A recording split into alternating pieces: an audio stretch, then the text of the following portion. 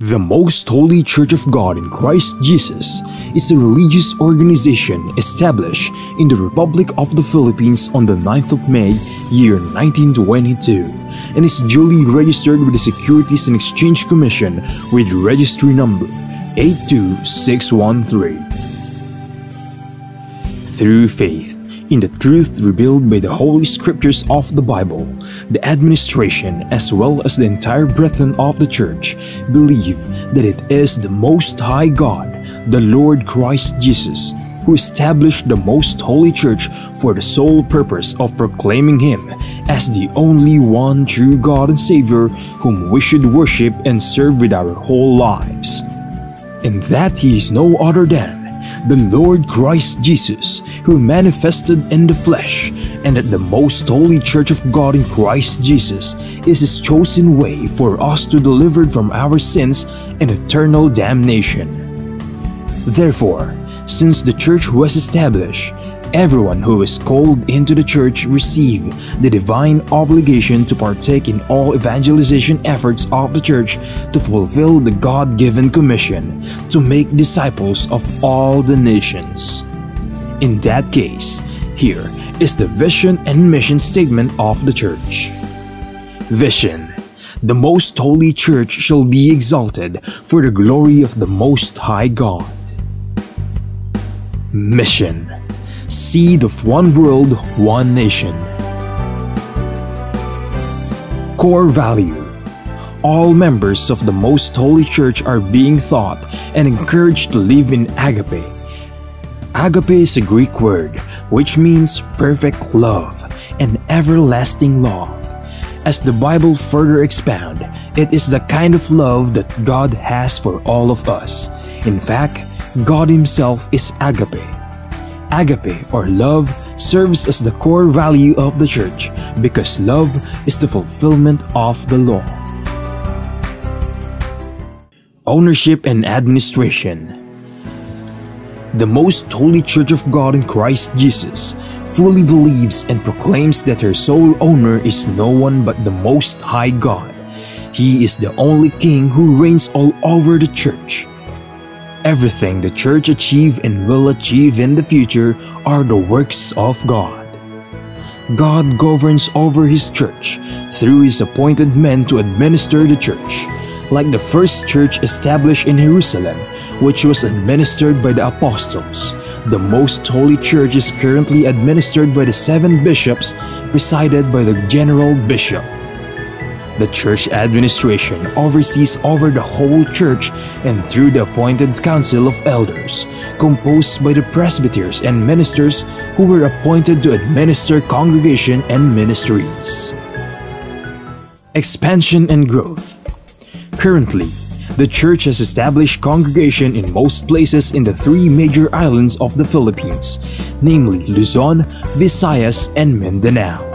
Also, the church is making necessary preparation to intensify its expansion and establish congregation in all major cities and provinces in the entire country. There are also active congregation of the church in other countries. In the United States of America, in Canada, in Australia, Hong Kong, in Singapore, Malaysia, United Arab Emirates, Japan, Taiwan, Kingdom of Saudi Arabia, Qatar, Belgium, Cyprus, France, Germany, Italy, Spain, and United Kingdom. The Most Holy Church of God in Christ Jesus is looking forward to aggressively propagate the gospel, to edify the church in places where it was already established, and also to establish new congregation in other countries to complete the mission and fulfill the vision of the church. Services: since the main purpose of the existence of the church is to propagate the gospel to all nations, the Most Holy Church established various evangelization efforts of the church to reach more people even in the farthest corners of the world. The church produces evangelization programs that are aired via radio, cable TV, and in different social media or online platforms. Radio stations, Philippines.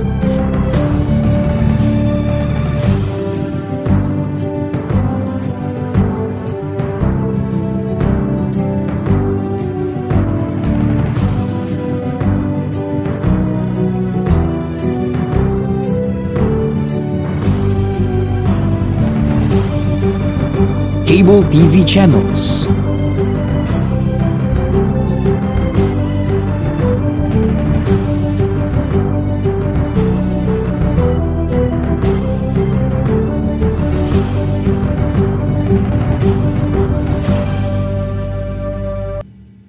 Online platforms, Facebook, MHC Media. YouTube, The Most Holy Church. Official website, www.mostholychurch.com. Charity.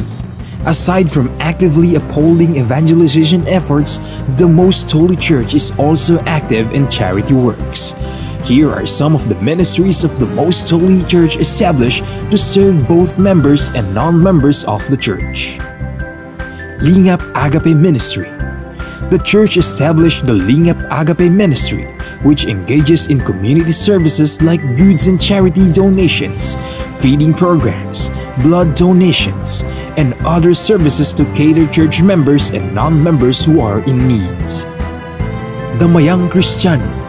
On May 1, 2004, the church administration established the Damayang Kristiyano Ministry that aims to help the needs of the family of a deceased member of the Most Holy Church, especially in their burial expenses. Schools. Pristine Heritage Academy, formerly known as Pristine Learning and Tutorial Center. The Pristine Heritage Academy was established by the Most Holy Church in February of 2009. The school is open to all church members and non-members alike for the fulfillment of a part of the Most Holy Church community service. Mahanaim Evangelical Academy. The church administration aimed to give standardized education and training to church members who aspire to become missionary workers and ministers of the church. Thus, in 2018, the church administration established the Mahanaim Evangelical Academy that provides classroom lectures and on-the-job training so that aspirants to partake in the Lord's mission may be molded to become a proud messenger of God. The Mahanaim Evangelical Academy mainly holds its training in Gabay Center, the training facility of the Most Holy Church located at Barangay Sumalo, Municipality of Hermosa, Province of Bataan, Philippines. The Centennial Celebration of the Most Holy Church.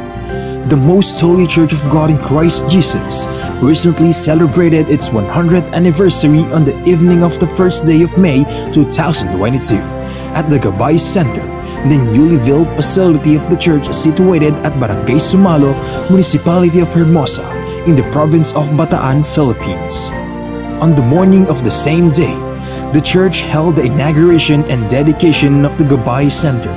The Gabay Center is a training facility of the church built through the favor of God and the collective efforts of the entire brethren from around the globe. From the proud members of the church, we are inviting you to join us and be a member of the Most Holy Church of God in Christ Jesus, so that we may share the ever-abounding favor of God towards His beloved children. Please take time to listen to the preaching of all the topics composing the lessons of spiritual salvation, so that we may share to you the teachings and doctrines of the Most Holy Church, which are purely based on the Bible that will lead us to our soul's salvation.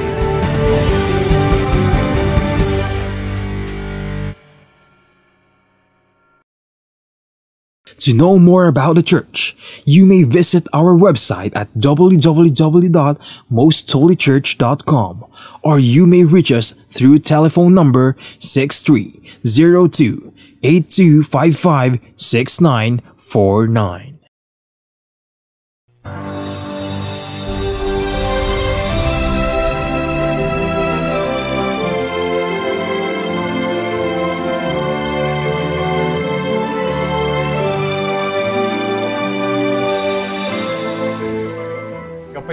po ang sumainyo mga giliw naming mga taga-subaybay. Maraming salamat muli sa ating Panginoon sapagkat patuloy niya tayong binibiyayaan ng buhay at kalakasan at higit sa lahat ng mga pagkakataon upang patuloy nating subaybayan ang mga pagtuturo tungkol sa banal na kalooban ng Diyos na pawang hango sa nasusulat sa banal na kasulatan. At ito po ay inihahatid sa inyo ng programang ito na ang Kabanal-Banalan.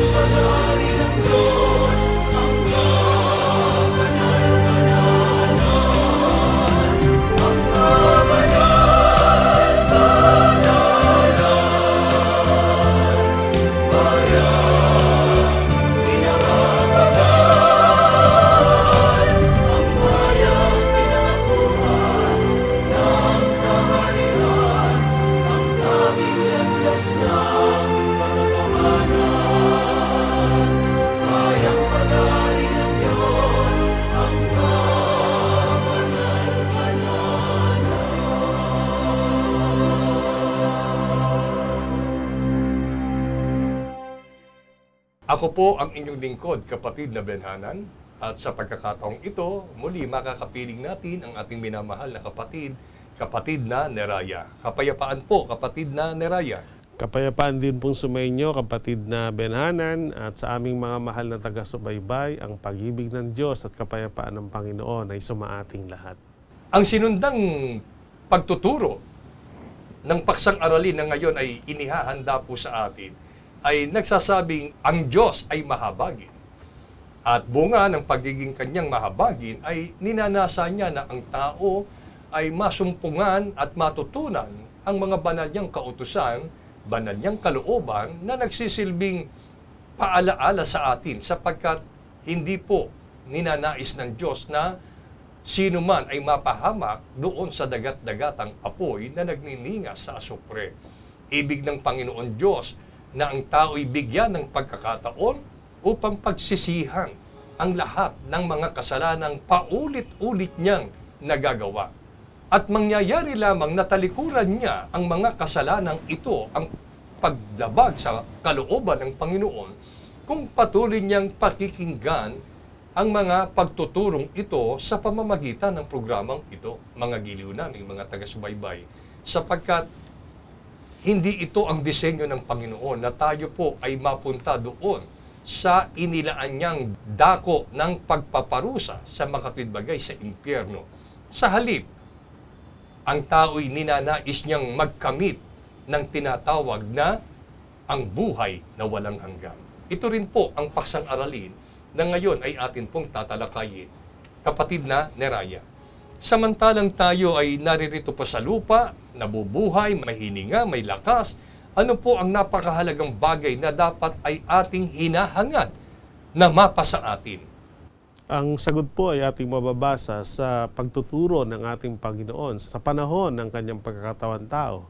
Mababasa po natin ito sa Mateo Kapitulo 19, versikulo 16. At narito, lumapit sa kanya ang isa at nagsabi, Guro, ano ang mabuting bagay na gagawin ko upang ako'y magkaroon ng buhay na walang hanggan?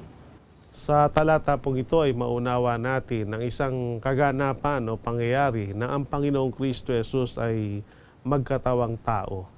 At ang isang mahalagang paksa na kanyang tinalakay sa kanyang pagtuturo ay ang tungkol sa napakahalagang pagkakamit ng tao ng buhay na walang hanggan. Kaya dahil dito ay naging interesado ang isa sa lumapit sa kanya na ito po yung tinatawag na binatang mayaman at sa kabila ng ang kalagayan niya ay mayaman, ay alam niyang ang kanyang kayamanan at anumang mga bagay na meron siya ay pansamantala lang at mawawala.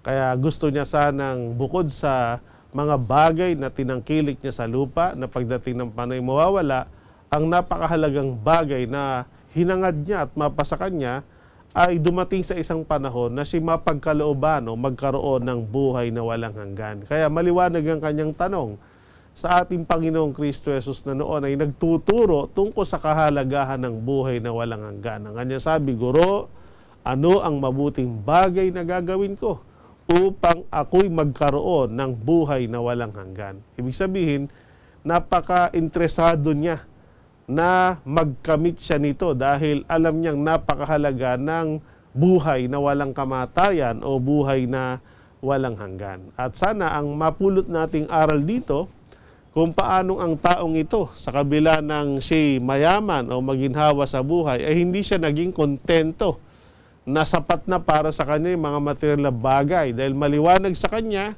na ito nga po ay kanyang iiwanan din at pansamantala lang. At ang mga bagay na permanent o lumalagi ay ang tinatalakay ng Panginoon tungkol sa buhay na walang hanggan. Kaya dahil dito, yon ang kanyang hinangad at sana po sa ating panahon kung anuman ang sitwasyon o kalagayan natin sa buhay, tayo man ay mahirap, tayo man ay mayaman, tayo man ay nakapag-aral o hindi, sikat, popular o hindi, hangarin natin katulad ng taong ito na matanong natin sa ating sarili sa harap ng ating Diyos, sa harap ng ating Panginoong Kristo Jesus, kung ano ang gagawin natin upang tayo ay magkaroon ng buhay na walang hanggan.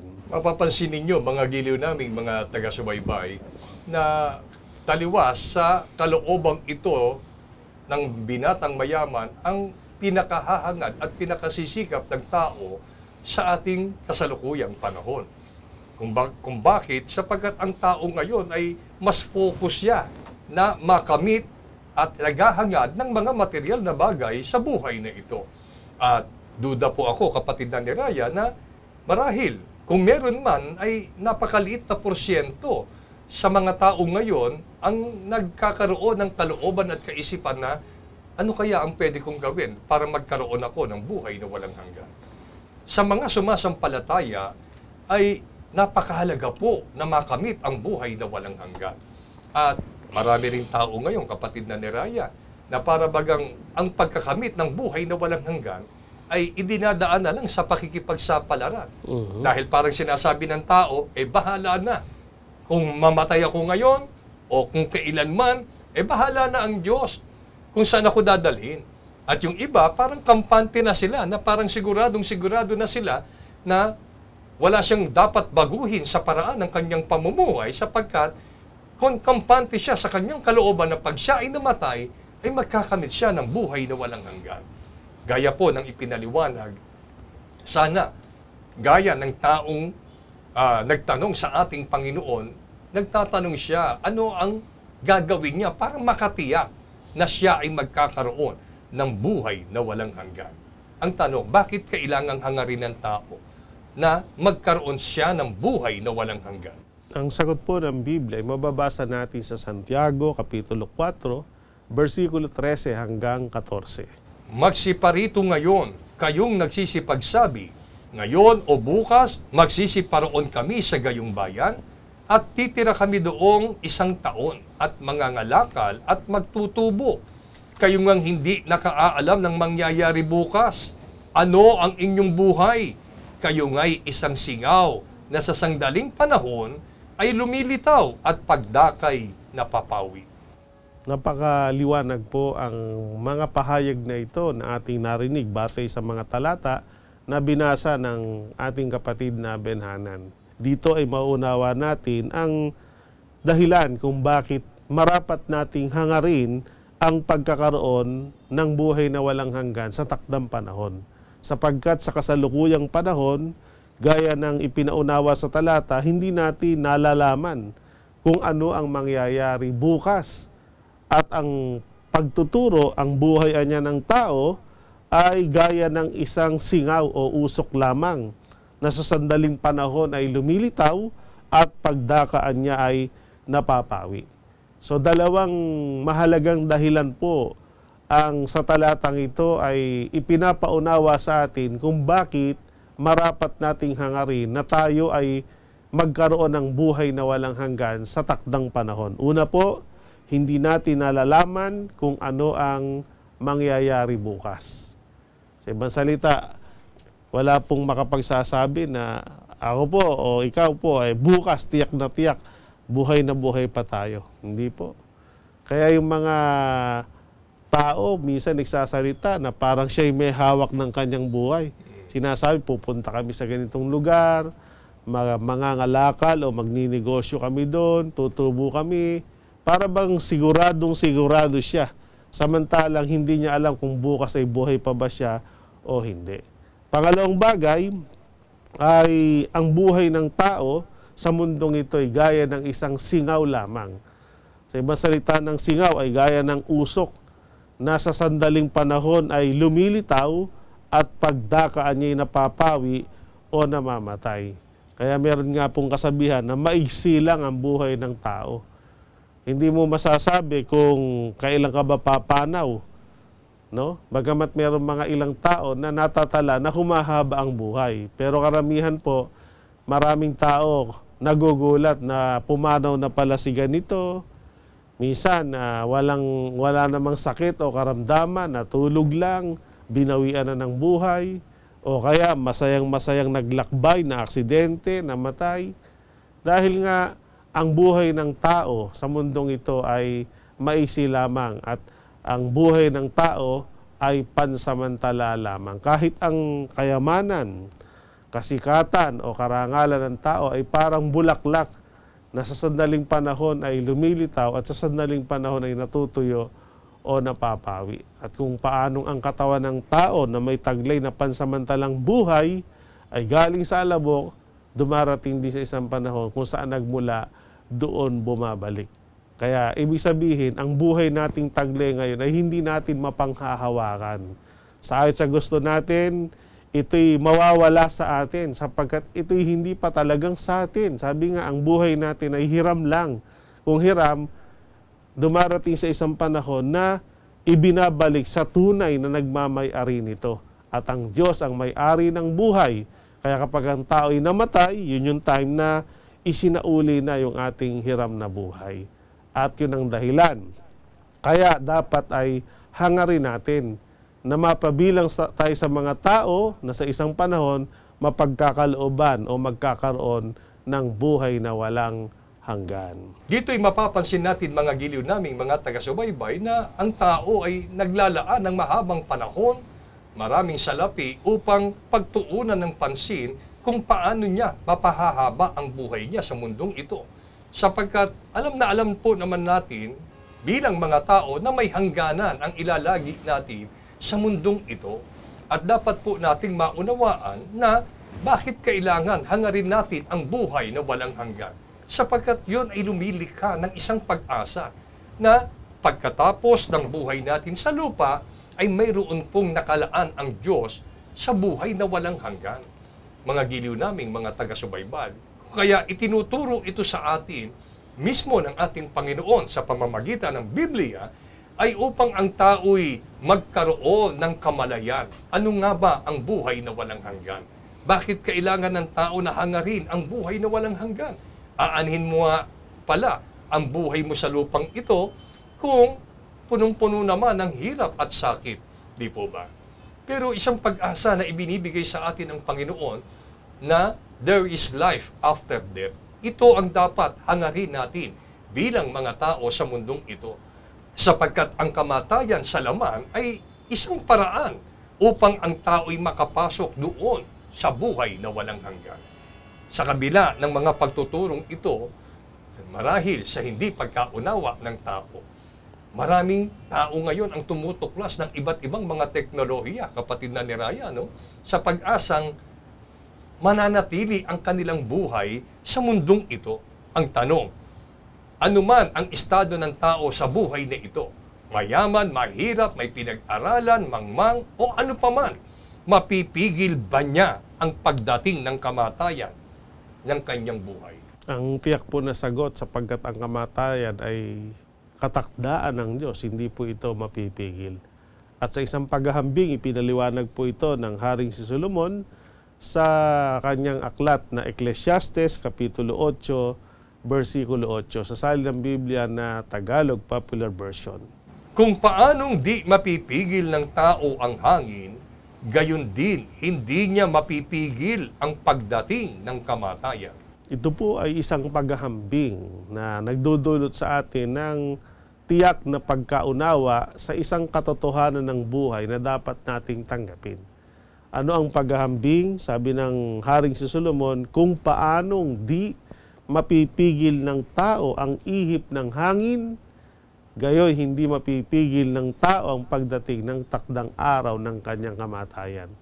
At marahil hindi natin matututulan yan. Wala pang nakapigil at wala sa kapangyarihan ng tao para pigilan ang direksyon o ihip ng hangin. So isabihin ang hangin ay makapangyarihan. Kung saan ito gustong dumaan, doon siya dadaan at walang makapipigil. Gayun din po ang takdang kamatayan. Kapag ito ay dumating na, wala sa kapangyarihan ng sino mang tao para ito'y mapigilan. Mayaman man siya, mahirap man, may pinag-aralan man o wala, sikat man siya o popular o hindi man, kapag oras mo na, sabi nga, wala ka nang magagawa, kundi tanggapin ang takdang ito. Kaya yayamang alam natin na lahat tayo ay papanaw, kaya lang ang mabuting balita, hindi tayo nilikha ng Diyos na binuhay para ang ending ay mamatay lamang. Kundi kaya dapat nating hangarin na dumating sa isang panahon na magkaroon tayo ng buhay na walang hanggan dahil sa pag-ibig at kahabagan ng Diyos, yun nga po ang kanyang plano. Kaya niya binabawi ang ating pansamantalang buhay para pagkalooban niya tayo ng permanenteng buhay. Yun ang buhay na walang hanggan. Pero meron po tayong kailangang gawin at merong makahingian para mapasa atin ito. Tungkol po sa katakdaan ng Panginoon sa pagbawi niya ng ating hiram na buhay, may mga iba't ibang konsepto ang tao. Hindi po ba't ang tao ay nagtitiwala o nananalig sa kahusayan ng isang manggagamot? May mga naririnig tayo, kapatid na ni Raya, na para bang sinisisi yung kamag-anak nung namatay, sana dinala nyo kay ganitong doktor, magaling na doktor yun. Alam nyo po, kung totoo na ang doktor ay nakapagpapanatili ng buhay ng tao, lalo na ng may mga karamdaman, di sana lahat ng ginamot ng doktor nabubuhay. Pero hindi nga po ganon. Ang Diyos ang mayroong takdang panahon, takdang oras na inihanda niya sa bawat tao upang ang tao ay humantong sa tinatawag na kamatayan sa laman. Pero sa isang tao na totoong sumasampalataya at nag-iibig na makaalam ng kalooban ng Diyos, ang takdang kamatayan ay isang pagmumulat ng ating kaisipan na meron tayong dapat na mas hangarin higit sa paghangad na tayo po'y magkaroon ng mahabang buhay sa mundong ito. At yun nga po yung buhay na walang hanggan. At kanina pa natin pinag-uusapan, kapatid na ni Raya, itong buhay na walang hanggan. Ang tanong, paano po ba ang isang tao'y magkakaroon ng buhay na walang hanggan? Lalo na kung ang taong ito ay interesado at hinahangad niya na totoo sa kanyang puso na ibig niyang magkaroon ng buhay na walang hanggan. Ang tiyak na paraan ay batay sa itinuro at sagot ng ating Panginoong Kristo Jesus. Mababasa po natin ito sa Juan 5:24. Katotohanang sinasabi ko sa inyo, ang dumirinig ng aking salita at sumasampalataya sa Kanya na nagsugo sa akin ay may buhay na walang hanggan at hindi mapapasok sa paghatol, kundi lumipat na sa kabuhayan mula sa kamatayan. Napakaliwanag po ang sagot na ito ng ating Panginoon. Ang tiyak na paraan, sabi ng Panginoon, katotohanang sinasabi ko sa inyo, ang dumirinig ng aking salita at sumasampalataya sa nagsugo sa akin ay may buhay na walang hanggan. So dalawang bagay po, kailangang tayo ay maglaan ng oras at panahon para duminig. So hindi lang basta makinig. Iba po kasi yung dumirinig kaysa sa nakikinig. Kasi karaniwan, pagka ang tao nakikinig, napapakinggan lang niya para siya ay ma-inform lang.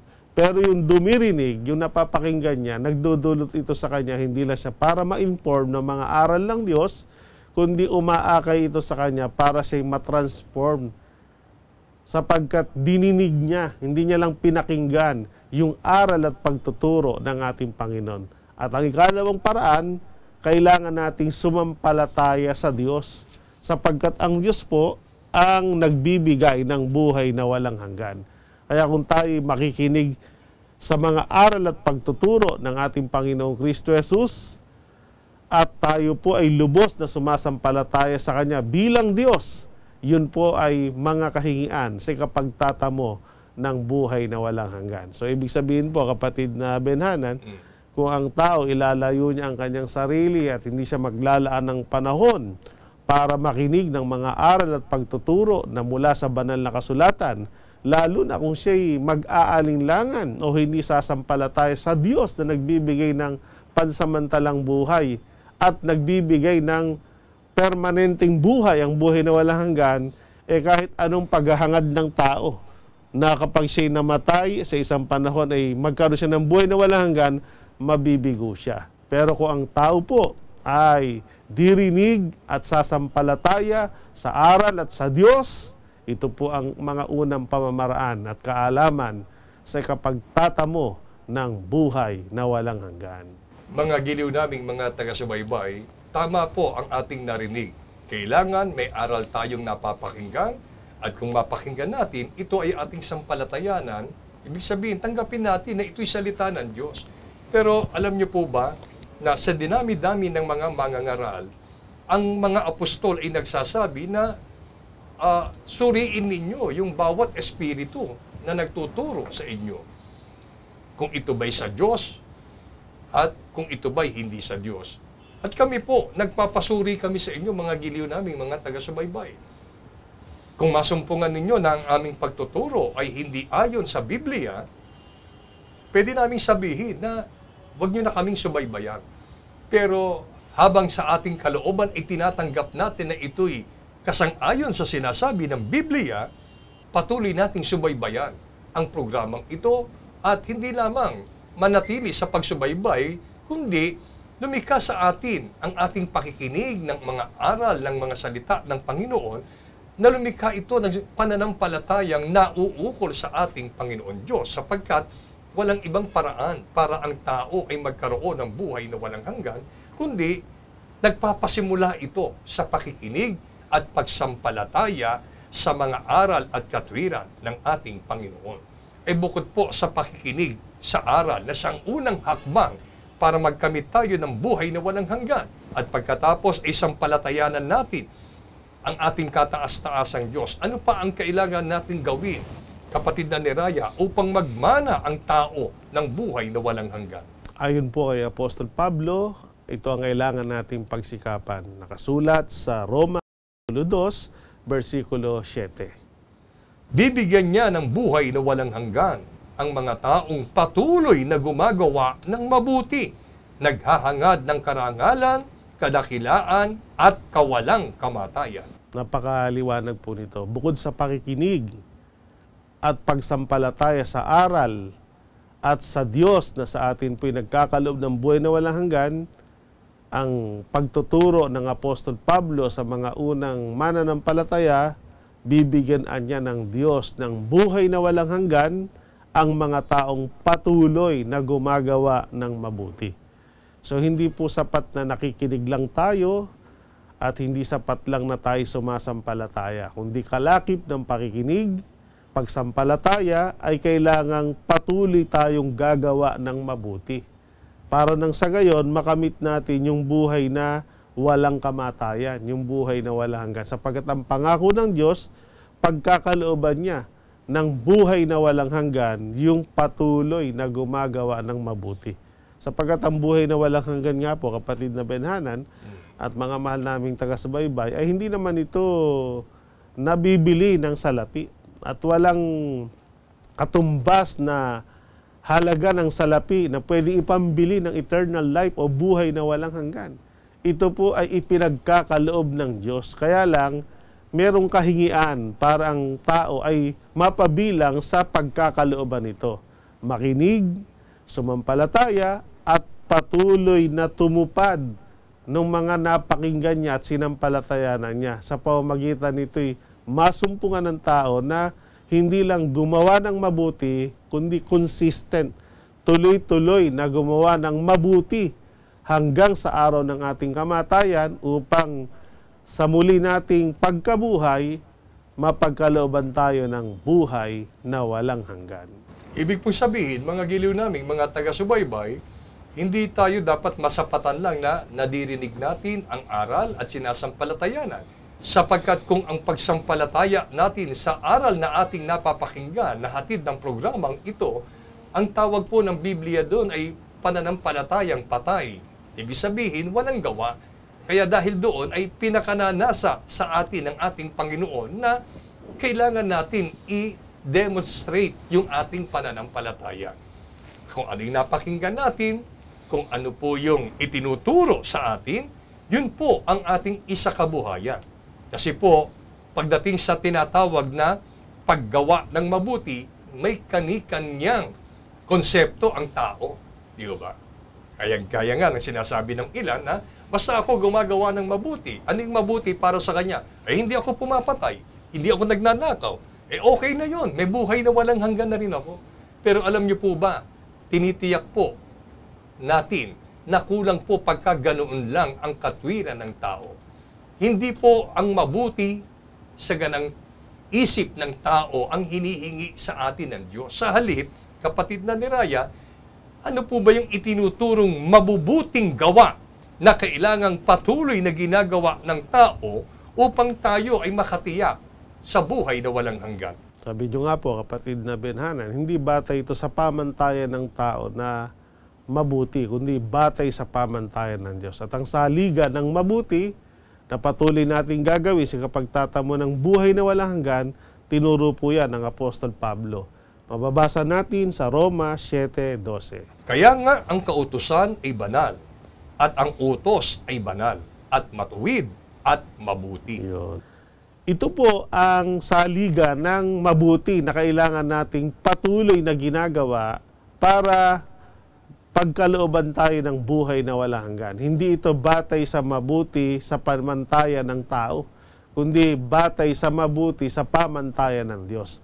At para masabing mabuti, nakasalig dapat sa mga kautusan o sa mga utos ng Diyos. Sapagkat ang kautusan o ang utos ng Diyos, ito ay banal, matuwid, at mabuti. Kaya dito po, hinihikayat tayo na tingnan natin yung ating mga bagay na ginagawa na akala natin ay sapat na para mapagkalooban tayo ng buhay na walang hanggan. Ang tanong, naaayon ba yan sa kautusan ng ating Panginoon? O naaayon lang yan sa salit-saling sabi na minana natin sa ating mga magulang? Dapat po ay nakabatay sa kautusan ng Panginoon. At ang kautusan ng Panginoon, ang kanyang mga aral ay nakasulat sa Biblia. Kaya ito nga po ang pinakasisikap ng programang ito na ang kabanal-banalan na huwag kaming makapagturo sa inyo ng galing lamang sa aming mga sarili, kundi ang lahat ng sagot sa ating mga katanungan ay hango sa Biblia na siyang kinasusulatan ng mga kautusan ng Diyos para matiyak na yung mabubuting ating ginagawa nakasalig sa kautusan at dahil doon ay ipagtatamo ng buhay na walang hanggan.